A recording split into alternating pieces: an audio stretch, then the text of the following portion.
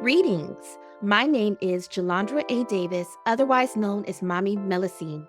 I am a writer, scholar, educator, dancer, mermaid enthusiast, and all around creative. Welcome to the Merwomanist podcast, where we talk about Black mermaid lore, fantasy, spirituality, and aquatic culture. Dive in and enjoy. So, the last one that I'm going to talk about is Sing Me to Sleep by Gabi Burton. This just came out, very new release. There is a second book, which I will be looking for soon. And this is actually a siren, not a mermaid. She is a siren, but pretty much the same thing. But she doesn't take the fishtail, the compound fishtail form. She remains fully human in form, but she can survive under the sea. She cannot drown. She loves the water. She has a connection to the water, and she has the power to control people, bend people to her will, to seduce people, and to make them do whatever she wants them to do, including kill themselves. So the main character, Saoirse, is an assassin. And I thought that was pretty cool. A mermaid or a siren who is also an assassin. She's an assassin. She is also a warrior. By day, she is training to be a warrior of the fantasy kingdom in which she lives, to be a soldier. And by night, she is an assassin for some mysterious employer who has been sending her people to kill. And she uses the money from being an assassin is to help her parents take care of her younger sister, Rain. And clearly there is some secret about Rain. This is related to one of the things I'm going to pick at about this novel, but clearly there's some secret about Rain and some reason why they need other resources to shield her. And so she needs to make all of this money. She ends up graduation because she's graduating from this academy. It involves this fight, right? Where this kind of brawl where you have to defeat three people and get to the finish line first, right? Just this whole kind of Hunger Games like, except they're not killing each other, but this sort of Hunger Games fall where you have to come out on top. So she wins, she comes out on top, which is really astounding to people because she is considered to be from an inferior species. Now, the fact that Saoirse is a siren is something that she has to hide because sirens are actually not allowed to exist in this kingdom. So the world building of the kingdom, which I forget the name of, and I don't have the book in front of me to look up, but the world building for the kingdom is that it is a kingdom of fae. And the fae are at the height of the hierarchy of the kingdom. So different kind of beings occupy the kingdom, but some kind of beings are forbidden to exist altogether, such as sirens, giants, other kinds of beings. Some beings are tolerated, witches seem to be tolerated, but also discriminated against, so they can't occupy the highest positions. And I believe they are supposed to only practice their magic in a supervised way. You're not supposed to be practicing magic outside of the government's approval and sanction. And Icatus, which truthfully, I still don't know what an Icatus is. And this is part of my problem with the novel and the world building. But what I think an Icatus is a mixed race. I think it's a mixed race between a fae and another like inferior species. So they are lower in the hierarchy. And humans are at the bottom, right? So humans are allowed to exist, but only as servants. And basically they're kind of slaves, it seems like. They're like the lowest possible rung, and they don't have freedom of movement and they're servants. One of the things I find a little perplexing is that the hierarchy is reflected in the physicalities of the people. So the fae usually have light or bright eyes. They're bigger, they're stronger, they're faster, they have more physical capabilities. The sirens, similarly, even though sirens aren't supposed to exist, but they have all of these powers, they also have like superior physical abilities. Humans are smaller and they're weaker and they have regular colored eyes and hair. So yeah, I don't know that element of the hierarchy. So basically, it's like a racial hierarchy, and it's not a racial hierarchy that we would recognize. The people in the novel actually seem to be they look like Black people, right? All the characters, if you look at the cover, the main character, she is dark skinned, brown skin. The characters are pretty much all described as some degree of brown skin, though they might have different eyes, different kinds of hair. So it's a darker skinned people in the world building. So it definitely is not our racial hierarchy, but it is kind of like a race species hierarchy in terms of the types of beings. One of the things that I find a little bit like uneasy about the novel is that the hierarchy is reflected in the physicality of the characters in a very explicit way. You could tell by their eye color basically what kind of being they are. And the Fae are physically superior to the humans, right? Like a human can't pass the same physical test as a Fae. And I don't know. I don't have a problem with the existence of the hierarchy. I think it could have been complicated a little bit. So there's a little bit more. Think about our racial hierarchy in the United States, right? Let's compare it to that. We clearly have a racial hierarchy with Black people at the bottom, white people at the top. However, and there clearly is a lot of science and philosophy, religion, like all of these things have worked together to try to justify that hierarchy. But we have realized that those things are all false, right? The genetic differences are not accurate, right? It is constructed hierarchy. And if there are any kind of commonalities that Black people share versus white people, it is because of the structures under which we live, as well as us coming from the same kind of cultural origins, right? So an example would be something like Black people's susceptibility to something like sickle cell anemia, right? Some people might think, oh, that must be a genetic difference.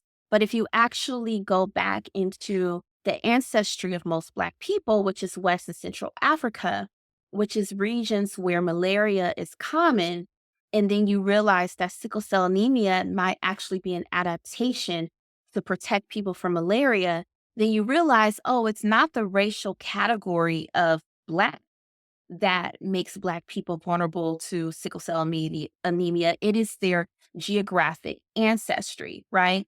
So, this idea of like genetic inferiority is not actually real, right? It does not actually exist.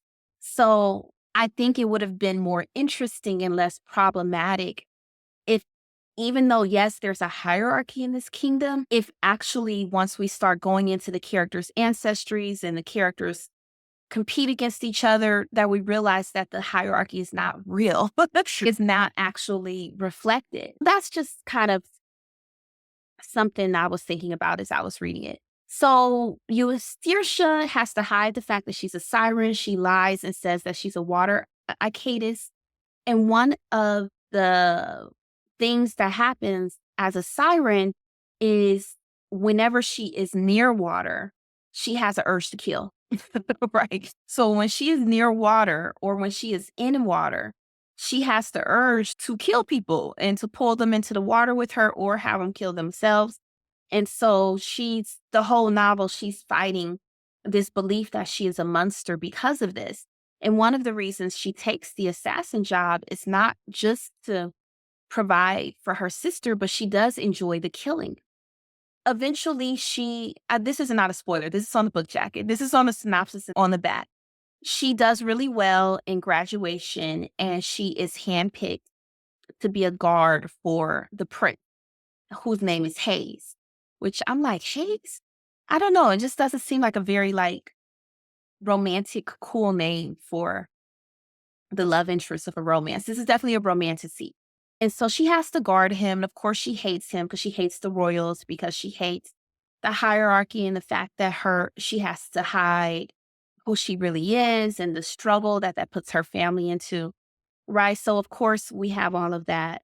And so it's kind of like a little bit of an enemies to lovers romantasy because of course she develops feelings for him, but his very existence goes against everything that she is trying to protect. And I think that's enough to kind of set it up. So Plot wise, I think it's pretty good. I think it's pretty good. It's kind of like a mystery because she realizes that the people she's killing, there's a pattern to the people she's killing. And she starts trying to figure that out. So there's a whodunit. She is getting blackmailed about something. I won't say what it is. And so she's trying to figure that out. She's falling in love with this prince who is a member of the royal family who is oppressing her people, making it impossible for her to exist. So I think there are some good stakes, some good complications, some good obstacles to the romance, some good plot points.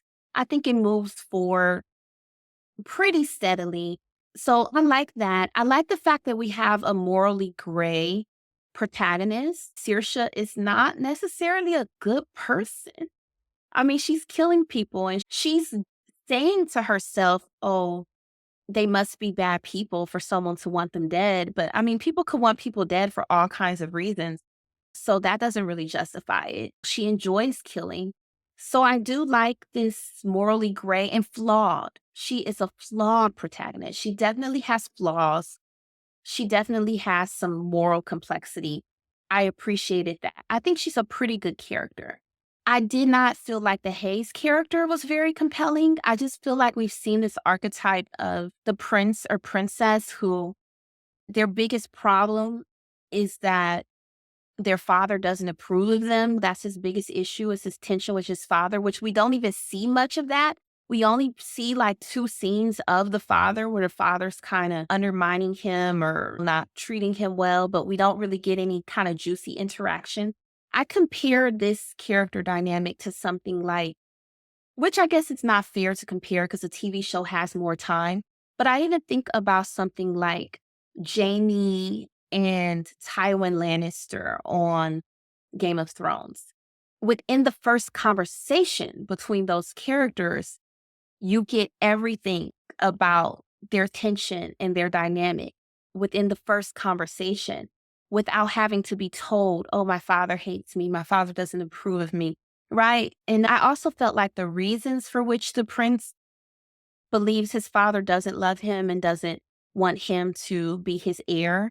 I felt like the reason was pretty thin too. I felt like they needed to come up with something better. This is a series, so maybe we will learn more in future books. But yeah, I just didn't feel like his conflict was good enough. I feel like we've seen this before and it wasn't complicated at all.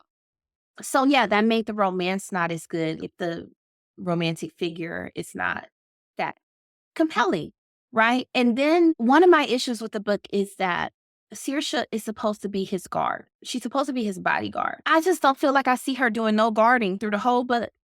Like the way that they're interacting, the way the characters are interacting is just so incredibly casual. It's so social. I don't feel like I really see her doing guard duties, guard responsibilities. Like there's a scene in the beginning of her being his guard where he throws a party and invites her to the party. And then he gets drunk at the party and is throwing up. And she leaves. And she's like, oh, I don't need to be here for this. And she leaves. And I'm like, you're his bodyguard. If you're his bodyguard, shouldn't you be making sure nothing happens to him while he's drunk? Like, there were so many moments like that, and this book really that whole suspension of disbelief, it pushed on a suspension of disbelief a lot, and it wasn't really so much with the fantasy elements as it just was with just the regular story elements. She's supposed to be his bodyguard, but she's leaving him drunk at a party, and he's showing up at her room to hang out. Like you're supposed to be his bodyguard. Where's the guarding, right? And then he's clearly interested in her from the very beginning. And it's really feeling like workplace harassment. He's super into her. So there's this whole recurring thing they do, which is kind of cute, where he's like, oh, hang out with me, dance with me, talk with me, tell me something about yourself. And she's like, is that in order? Because she's trying to hold herself apart. And she's like, is that in order? And it's cute. It's a sort of a cute repetition and banter between the characters, but it's also a little bit creepy because it's like he's her employer and he's basically harassing her. But I don't know. I don't know how you get to the love story from her. I just think there could have been better ways to get to the romance between these characters as she was being his bodyguard that did not feel like she's not his bodyguard at all, and she's not actually good at her job, and also didn't feel like workplace harassment, right? And that may be me projecting a very contemporary idea onto a fantasy novel, but it's hard not to do it when so much about the novel feels so contemporary. The way the characters interact is so incredibly casual. This is the thing that bothered me the most about this book. It was using a lot of contemporary slang, not only in the character's speech, but also in the prose and the narration. And it was bothering the hell out of me because every time I saw it, it took me out of the novel.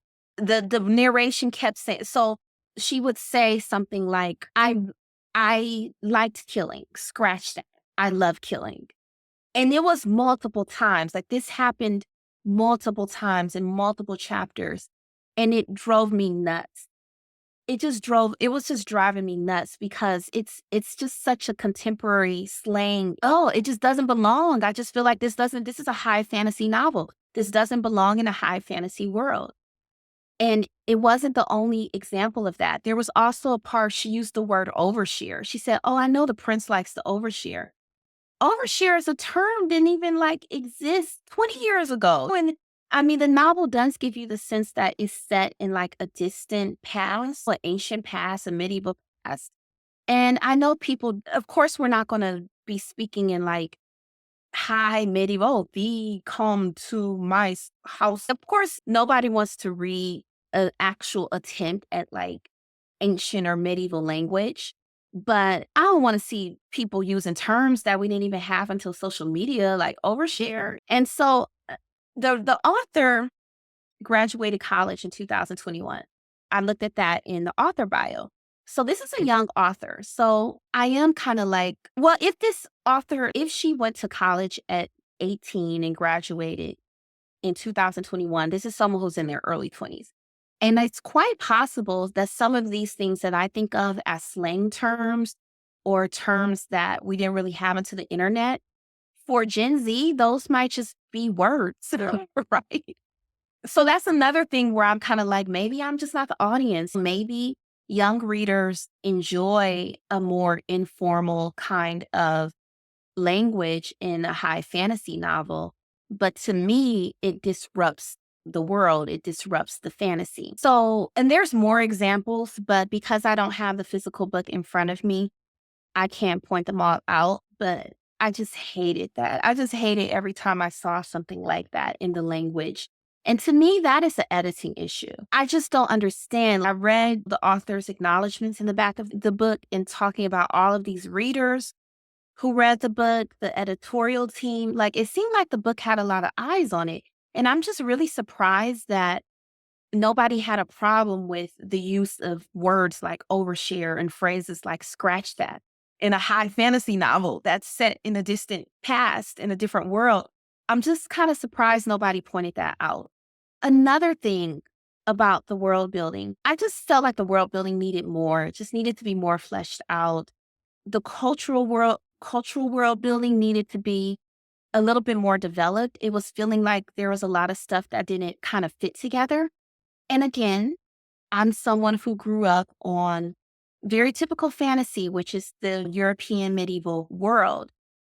And so maybe there's things that just like don't fit to me. Maybe that's something I need to think about. I just feel like there wasn't enough effort to make the world mesh and to develop the cultural milieu of the world. So a lot of the names of the countries, the names of the cities, the names of the characters felt very European or actually are European. I actually looked up some of the names, right? Saoirse is an Irish name. That means freedom, right? Hayes is a British name, right? I don't remember the name of the country, but they were all kind of these like Northwestern European sounding kinds of names of the different elements in the novel. However, Prince Hayes wears a dashiki. Like on multiple occasions, he wears a dashiki, which is cool. It's cool, but I don't know. He wears a dashiki. His mother's wearing a lace gown. At one point in the novel, they're eating I don't even remember when this was, but there's one point in the novel where she's like, "Oh, I smelled the food," and it was like yams, collard greens, and cornbread. And she mentions cornbread in more than one equation. And I'm okay. I love that she was just trying to bring in some Black culture, some African diasporic culture, and bringing it in different ways. One of my critiques when I had the earlier episode about Black YA fantasy was that it seemed like Blackness always enters in these very particular contained ways, and that was like hair, ancestors, racial trauma, right? So I do like the idea of a high fantasy world where they're eating collard greens and cornbread and wearing dashikis. I think that world is possible. I just don't know that it's also the world where the main character's name is Saoirse.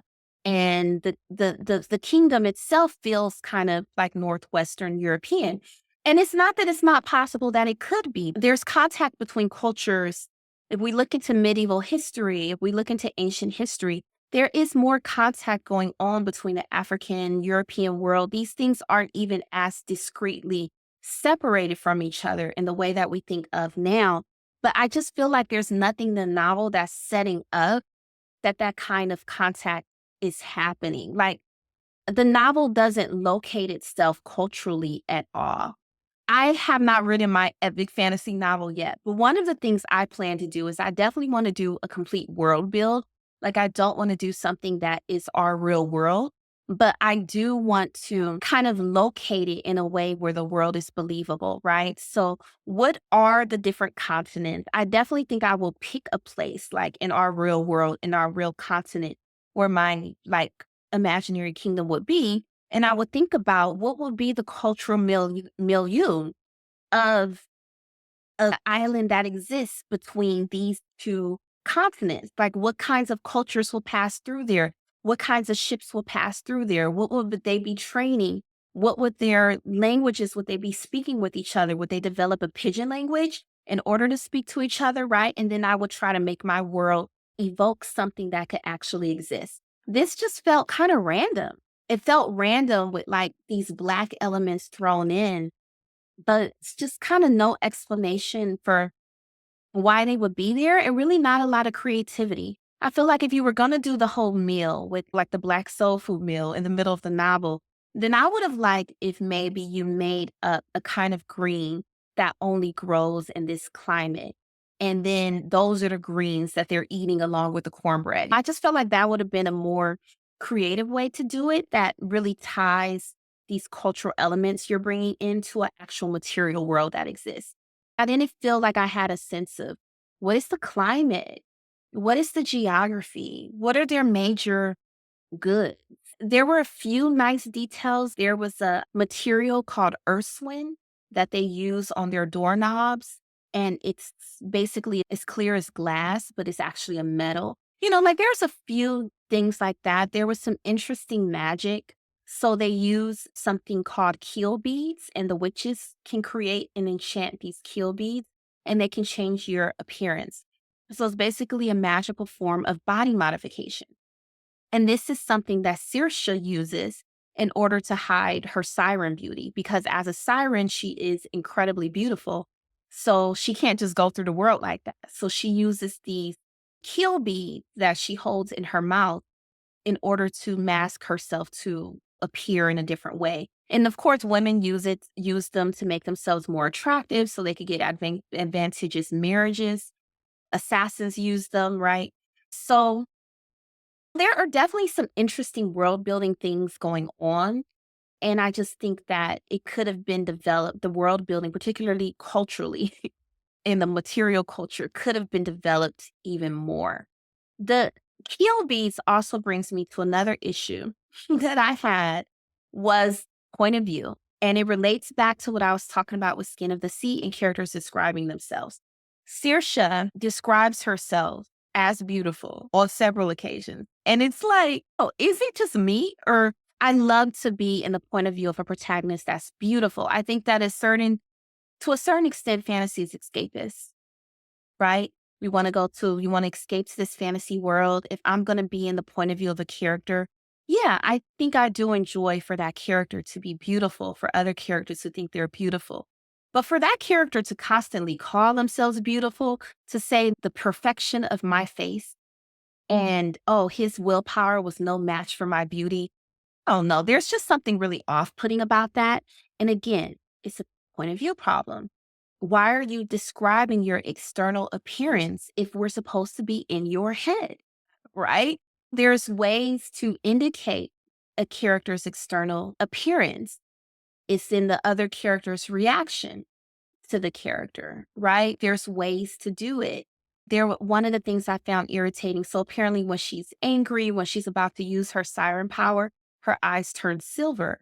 And there's multiple occasions where she says, "My eyes flash silver." How do you know your eye? Oh, this drives me nuts. How do you know your eyes are silver if you're in your body? Only the people seeing your eyes can know they're silver. If you're inside your body, you can't see your eyes. Are we teaching this in creative writing? Like, some of these writers have MFAs in creative writing. Are we not teaching this anymore? Are we not teaching point of view? Or are we just so eager to tell our readers that the character is beautiful? And are we so much seeing what's happening to the character instead of feeling it internally that we're not worried about things like point of view? Right. So, what you will need to do there for it to actually make sense is maybe when your eyes flash silver, there's something that happens in how you feel them. Like, you feel a burning in your eyes when they're about to flash silver, right? That's how it would have to happen. But again, I just feel like beautiful gowns, right? Beautiful gowns. That's something I've talked about in my Black Black YA fantasy and also YA fantasy more broadly episode. Beautiful gowns. Y'all are too focused on how it looks. You are too focused on how it looks. And I think that's the influence of this culture where I think a lot of people are writing fantasy novels with the hope of film optioning and adaptations. And we're thinking too much about how it looks, right? I'm not saying that this author in particular, I don't know what's going through anyone else's heads, but in general, I think that's something that's happening a lot with writing. Too much about how it looks. So, did I enjoy it? Yeah, I enjoyed it. I think it was fast moving enough. I do like that you gave me a flawed, morally complicated main character. Oh, the dynamic with the protagonist and her younger sister, Rain. It was a bit intense, but then I think as we go through the novel, I think that that is intentional. I felt like she was doing the most, but I think that that is intentional. And it speaks to a character flaw in the character, and it actually kind of reminds me of my relationship with my little sister. My little sister was born. I think that this is something that probably happens to a lot of people who are much older than a younger sibling. My little sister was born when I was 10 years old. I helped a lot with her as I was growing up. Like, over the summers, I wasn't going to summer camp. I was home taking care of my little sister over the summers because my mom was going to work. She didn't have childcare. So I was taking care of my little sister from the time I was 11 to the time I graduated high school. So I wasn't doing summer camp. I wasn't running around with my friends. I was parenting, right? And I definitely would say that I was parentified if I look back at it. But I also think I parentified myself a lot in relationship to my little sister. I took on more than I actually had to, particularly as she got older and as I became an adult. Like, I joined the PTA at my little sister's school. Nobody told me to do that. I took that on myself because she was having trouble at school, and I thought that somehow getting involved with school would help, right? It's some of the things I did were unnecessary, some of them were overkill, and maybe some of it maybe was necessary, but I still maybe shouldn't have done it, right? And there was a point in our relationship where I was just doing the most and trying to parent her, and we could not be sisters and friends anymore. There's a reason that siblings exist and parents exist, and they're two different roles. And so I kind of know what that experience is like. So it was actually interesting to see that dynamic play out in a fantasy novel, and I actually found it to be way more interesting than the romance, right? So I don't know. I think that YA fantasy needs to focus more on different kinds of relationships, siblings, friends, platonic relationships. falling in love is a beautiful experience, and we want to represent it, but it's not always necessary to a story. For this story, for the plot, I think it was necessary. I think the love story was necessary. I just wish the love story would have felt richer, right? So this is the first in a series. I think I liked it enough that I will get the next book and I will cover it on a future roundup. I think this went so long. If you actually listen to this, thank you. And I will be back next time. You have just listened to the Merwomanist podcast with Mami Melusine. If you enjoyed this episode, please rate, review, I would love 5 stars, and subscribe for future episodes. You can follow me on Instagram at Mami, that's MAMI, _Melusine, or at Merwomanist Podcast, on LinkedIn at Jalandra Davis, or my website, jalandradavis.com. Wishing you love and laughter and hoping to see you swim this way again.